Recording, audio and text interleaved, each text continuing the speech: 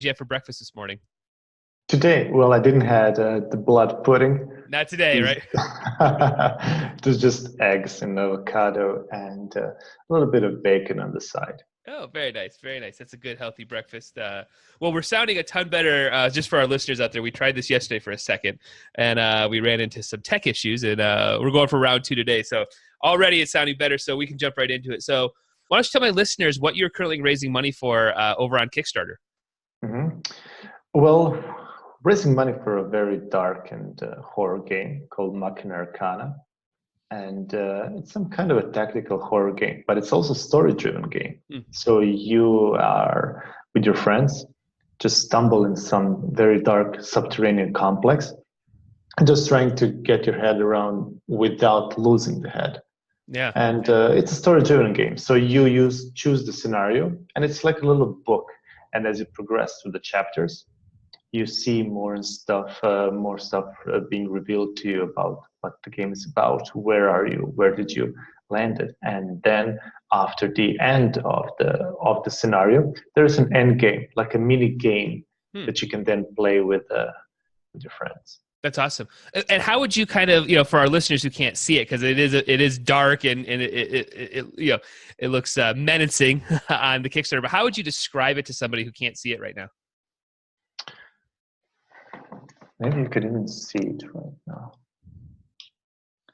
Well, you can see that there's some kind of a tiles that you can Yeah. play with, and there are some explorers, and in those tiles there are even monsters that you can then spawn afterwards, and you play on those tiles. And there are no miniatures in the game, but there are standees, and besides units like explorers and monsters in there, there's a couple of things that can happen in the game, either beneficial or very bad horror stuff. We call them like events. And the biggest thing with the game is that it has a lot of immersive elements. Mm. So besides being a story-driven game with chapters, those things that happen around those events are also like little incidents that you can then read aloud and see what happens. That's very cool. Very cool. So for a game like this, what was sort of the starting point? Where did this idea kind of blossom and how did you start expanding upon it? Well, it's not even that it blossomed. Well, it blossomed through many years of working on that. And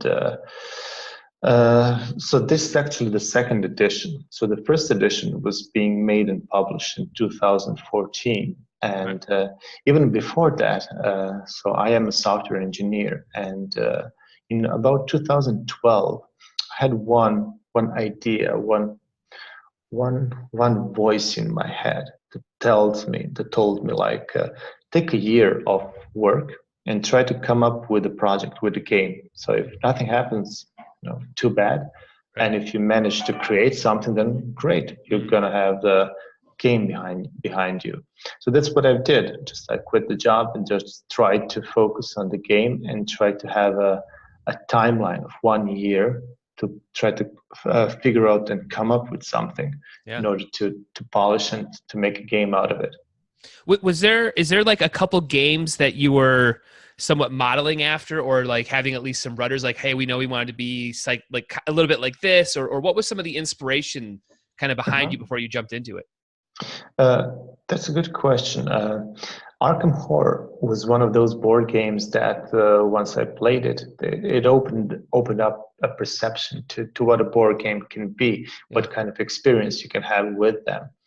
So that was definitely a big part of that. Besides that, I am also like a video game, well, not anymore, but before I played a lot of video games, especially RPGs. So they definitely had a lot of impact into that. And if you combine that with the affinity for horror, either with movies and literature, that's the mix that created the Machina Arcana. Bear in mind that the first version, like the first proto version, didn't have a lot of similarities with what you see for right now, because there were a lot of iteration in the process. But it gradually crystallized in its vision. Right. And like what was happening from that sort of the first version of this to this version? Like was it more gameplay? Was it more interactions, conversations, just seeing people using like what was happening for you to say, I'm gonna kind of make a This version works, this not. Yeah. right. Well, playtesting, a lot of playtesting. Yeah. And the first version was very, very story driven, but there wasn't a lot of tactical decisions. And there was a lot of openness into it, and it sometimes even resembled like D&D to some extent, because there was like a one player who was like a dungeon master who controlled some of the stuff that happened on the board. So first of all, I didn't like that, because then you need to have at least two players, and it removed some of the tactical component of the game, because not everything is like chess on the board. And by looking at how my friends were like enjoying the game, it was actually very easy to see with what they had the best enjoyment and what was the most intense experience. So that was my lever of seeing, of probing the intensity of the experience, like how well were they immersed, and how much did they enjoy that afterwards. Sure. So it for me, it seems like, and again, I haven't played the game, and I'm looking at it from the Kickstarter angle and just viewing it with those eyes. It seems like this type of game, you can go so into the weeds with it, or you can get so in the depth of like story and little mini things happening over here and adventures and whatever it is, just story, right? How do you stand back yourself as a creator and edit that process a little bit so that the game is still moving, it's fun, it's it's doing all the things you want it to do, but not like constraining too much. Yeah. So I try to visualize the story, but not the story like a narrative story, but like what happens in the game. So I will give you an example. Let's say that you are with your friend and you're standing next to some crevice, and there's some banging on the door, and then the door smashes and some monster gets through the door. So you move aside, and then you pull the lever, and there's some traps that impale the monster, but he's still not dead. And then you're fighting next to the crevice, and then you sidestep, and then you use your shield and you push and you knock back the monster into the pit. Right. So that experience that provides immersion and tactical things and the enjoyment, then I try to translate to provide the player the possibility to do that in the game. So like story, like trying to find up the scenario, what's really cool, and then try to create the mechanisms in the game to do that. But also, it's very important to not go too much with putting stuff inside the game, because then you lose as you said, the flow. Because if you can do everything in the game, then it waters down. So the features needs to be very tight in the mechanisms. That's great. And you mentioned you for like the day job before you started doing this, you said it was software design, software engineer. Or software engineer. Does some of that actually equate into game design? Like, are you using some of that same skill sets of like not making maybe a coding real bulky or something? Like, is there some of that stuff kind of seeping in a little bit as a skill set you have? Yes, and I don't know. I don't know because, and even that answer, might tell you something, because I've started programming when I was 7 years old, and that's what I do all my life. And based on that experience, my mind and my perception is sometimes a little bit more algorithmical, and I'm absolutely sure that it's gonna flow into the things that I'm doing, especially the game design, because that's all about algorithms, graphs, numbers, and workflows, like more like work charts. But what you got the impression. Yeah. So there's definitely a lot of that in it, and especially with the simulations, because a lot of stuff that it's done, but what you see now is I can just, have a big high number of simulations in my mind with the game. I don't sometimes need to play the game to see and to tweak the numbers. Hmm. So I think a lot of that helped with my job, with the way Yeah. that I'm working. Yeah, I'm sure. I've always found too. I think that people in sort of your position, what you're doing in terms of how you're laying out a game and stuff like that. Some of these other skill sets of like making movies or like where you can envision that creative process and you can kind of see where you're going. It's hard to explain, but it's just like I know where I'm going. I can see step 4, 5, 6, and 7, even though I'm on step 1, or and it's great to get there. So that's awesome. So for you made a big step. You jumped from a job into like, I want to make a game. What would you tell somebody else in your position? Like, this is the first thing that we did, right? This was like right out of the gate. I know I want to do this, but I laid out a timeline or I wrote a script or what was sort of that first step out of the gate for this? I would recommend to not do that. Okay. What would you do? Because, like, a lot of people have passion towards something, and that's fine. And passion could really drive you towards something, but you need to have some kind of obsession with that. Yeah. So the passion is not enough. So only if you're really willing to sacrifice a lot of things, even a part of your soul in the process, then you might be on something. Mm-hmm. But don't kid yourself that the idea is going to sell itself. It won't.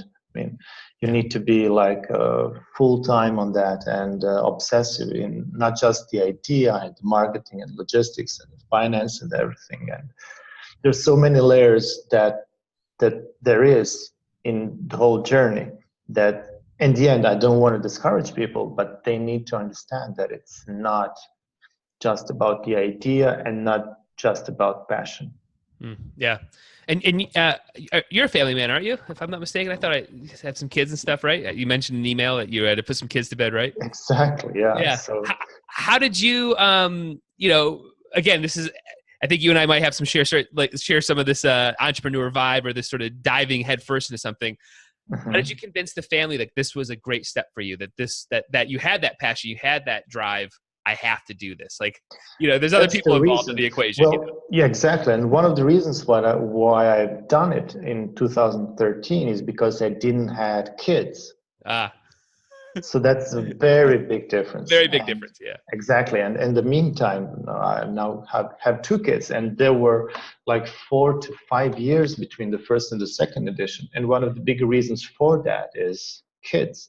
Right. So that's a very, very big sacrifice, and it was very hard because actually one of the hardest things is even with the stress and everything with this is with the kids as well, because I don't want to be a lousy father, because I want to be here for the baby and for my toddler. So right. That means I need to be in the Kickstarter with everything, but also playing and being there and putting to sleep and just being there. So that's a very, very, very stressful, and I couldn't do that before if I had kids, to be honest. I don't see myself doing that. Yeah, I hear you loud and clear. That it's not even a full-time job. I think you mentioned the best word you said was it's an obsession. Yeah. It's just your brain's working on it, just working and working on it. Even in I was up last night at like 2 a.m. because I had a random thought and I was like, I gotta get up and type it down. I don't want to forget it. It's whatever. That's great. Well, where did you grow up and stuff? Like how does board games fit into this world? I mean, you mentioned coding at 7 stuff, but where did you grow up and stuff? Croatia. That's where my country is from, where I'm from. And I had a very cool and easygoing childhood. So my father bought the Commodore 64. That's like the first PC ever. And it just started from there. So then afterwards, like gymnasium, mathematics gymnasiums, and afterwards university for the IT and business side, and that kind of stuff. Do you have something in mind in particular based on that? Well, just where did gaming kind of start to fit in? Where you started to kind of see that passion that you have for it? With video games, but that started. Even we have a different educational system, like high school, but before high school, elementary school, but in Croatia it's like 8 years of elementary school. Hmm. So even towards the highest years of the elementary school, I played some of those games, and even the comic books that are a little bit of horror and movies. They all somehow helped me to not helped me, guided me somehow towards that. Right. And like, are your parents into board games or anything like that? Like, No, are they no. supportive and stuff? Well, maybe. I mean, the father is like a surgeon, Okay. and yeah, the mother is also a doctor. So there's a lot of medicine going around, and I've even been to one of the surgery, and it was a really interesting I'm experience. sure. Yeah, I bet. Yeah, that's great. That's great. So, and are you in Croatia right now? Where do you live right now? Yeah. Okay.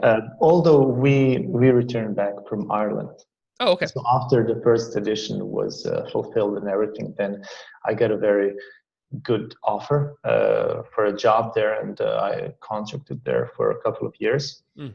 But then the second kid happened, and then we just needed to come up with a plan, Sure. like a long-term plan. Are we going to stay there, away from our immediate family, or just And then we decided to come back to Croatia. Sure.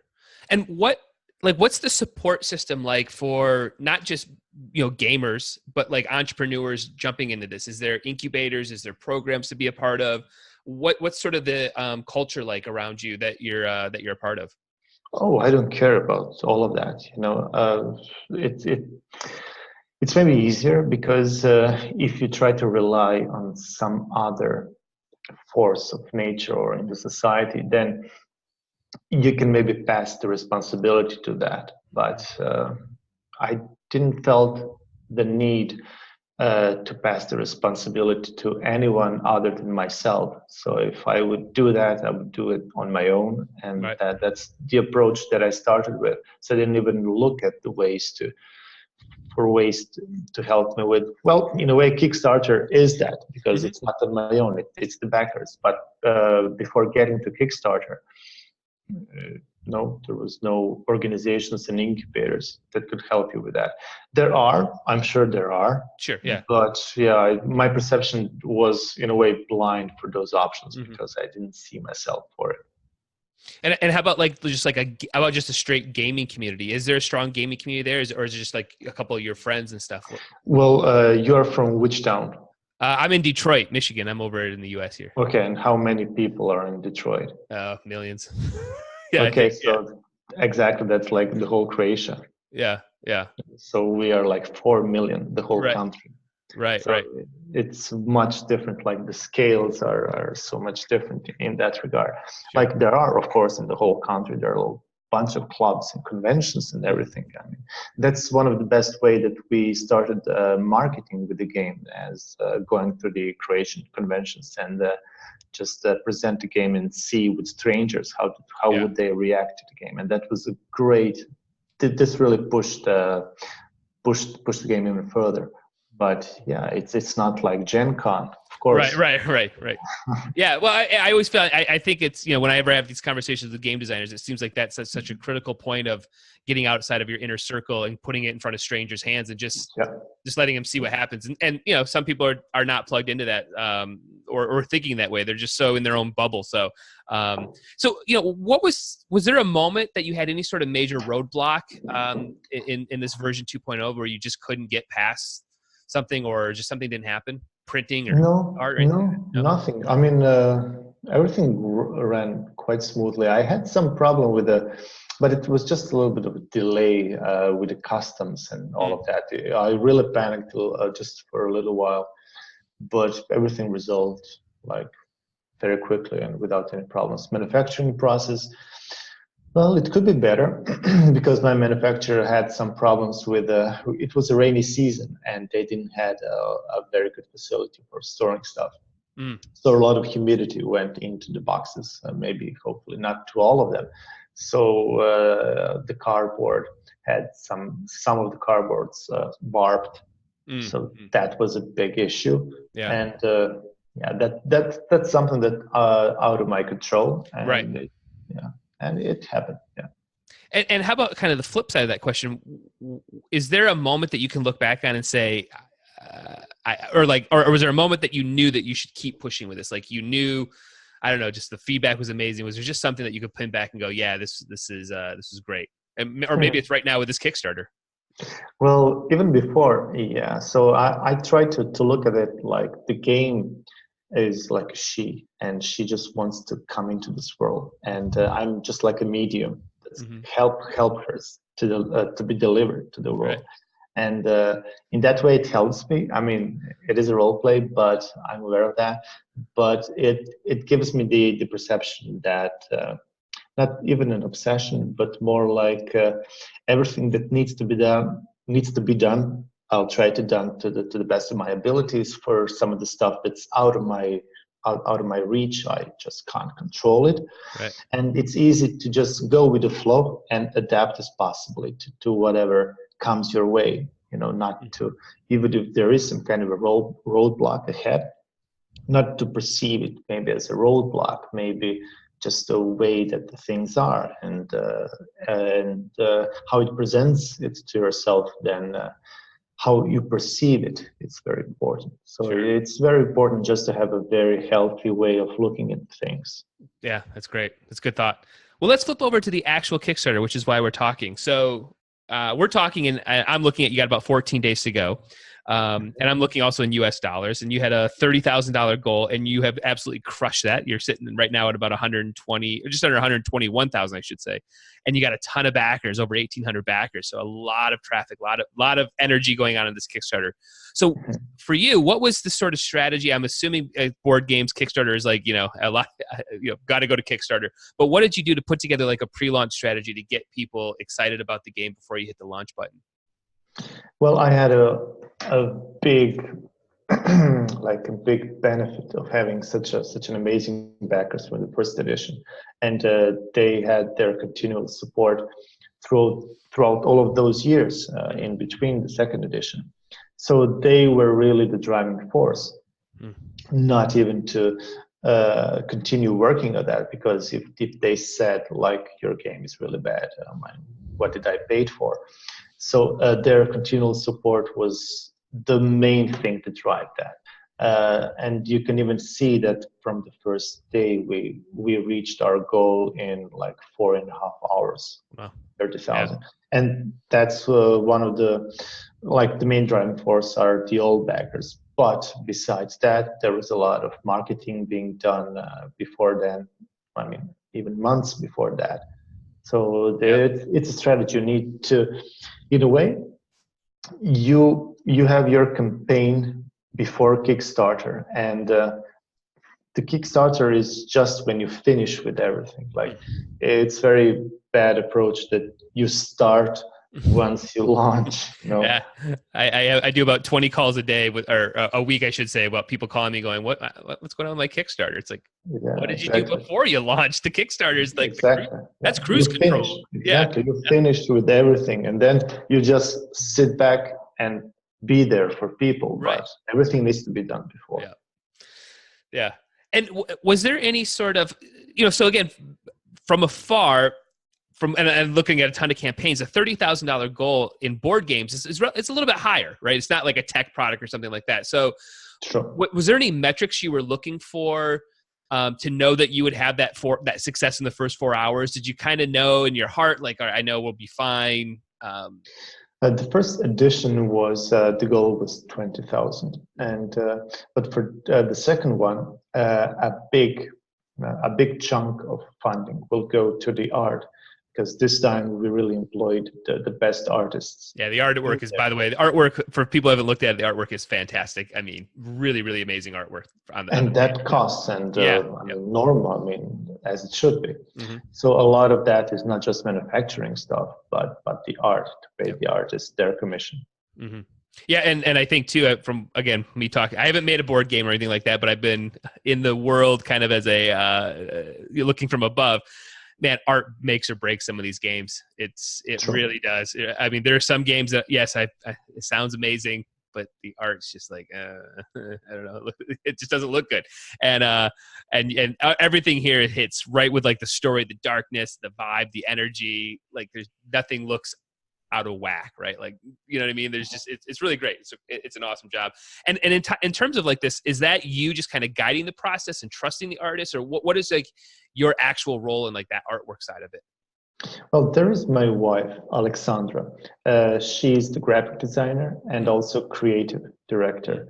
So she's the one that speaks with the artists and gives them briefs and tries to, as you've said, direct them towards a specific way of just focus on these elements and try to look and feel pictures and go with that. So she's my muse and the creative soul in terms of visuals and that kind of stuff. Everything else is on me, like based on the game design and all of the managerial bureaucratic stuff as well. Well, that's great. I mean, that's a solid team on that. So I think I interrupted, but I was asking though, was there a metric you were looking for before you launched to know that you were going to hit that goal number? Well, not really a metric. It was just more like based on the costs and based on the estimates that I received from the manufacturer and what I think would be somehow like a break point for the project. Mm-hmm. Nice. And has there been anything that stood out that's kind of odd right now in the back end? Like, is there a country that's really into this? Is there anything that you're like, I wasn't expecting that at all?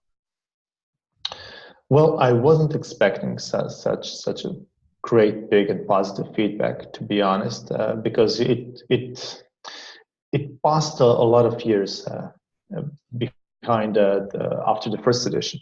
So I wasn't sure of how much backers from the old that I'm looking at. So I wasn't certain. There was a lot of hope involved, but I just didn't know. Yeah. It was a really good expectation, especially just looking at the comment section and seeing the positive vibes and everything. It's just a really, it what makes everything, what we worked for, like come together and justify everything, all the sacrifices, just being part of such a great community. Yeah.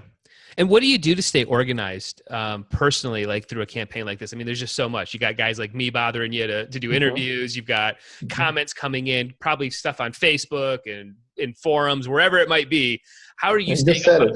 Yeah.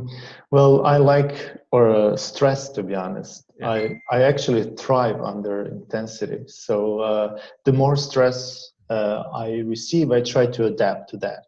And then I used a lot of apps. That helps with managing all of that stuff, apps for finance, for marketing, for project management, for mail management, for schedule management, and all of that. So there's a lot of work that went into before Kickstarter just to set up with the system, like I call it some kind of an engine that creates all of the different aspects of the project that I can easily manage it. Is there one tool that you couldn't live without, you think? A couple of them. And that is based on the phase of the project. Maybe before the project starts, I like mind maps to try to portray as much as possible on the big screen to see the big picture of it.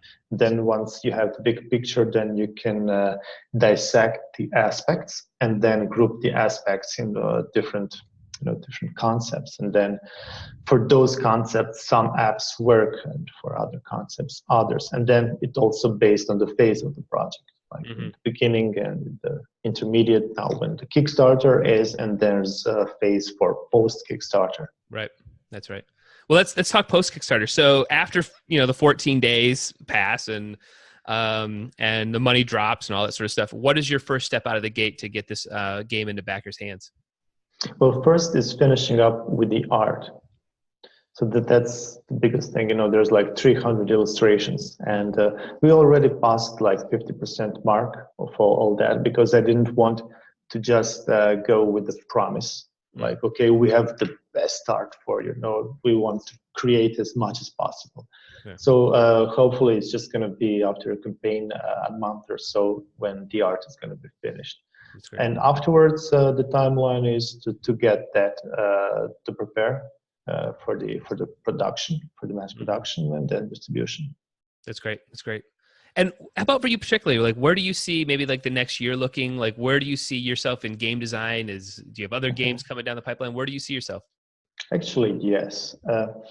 That's one of the reasons also for that Adrema Games company and my entity in the US is that I have a couple of designs already, like a blueprint, like proto versions that I'm working on, and I would really like to give it a life in a way. So I totally see myself in doing that because, as I said before, like sometimes some of those ideas really resonate, and then it's out of your hands. Those ideas try to materialize itself. So in a way, some of those ideas I really just they need to get out, and I hope that for the next year we're gonna see another game, but not in the same manner. You know, not like a tactical dungeon crawler. Something completely different. Yeah, that's great. Well, that's great. Well, I appreciate you taking time out of your day. This was an awesome campaign, and I encourage, obviously, everybody out there who's listening, go check out the Kickstarter campaign. You got a couple more weeks to go and back. This looks like an amazing game, and I wish you nothing but success. I appreciate it. Thanks so much. Thanks for having me. No problem. Thanks so much. All right. That's how we do it. Here, let me hit the pause button here.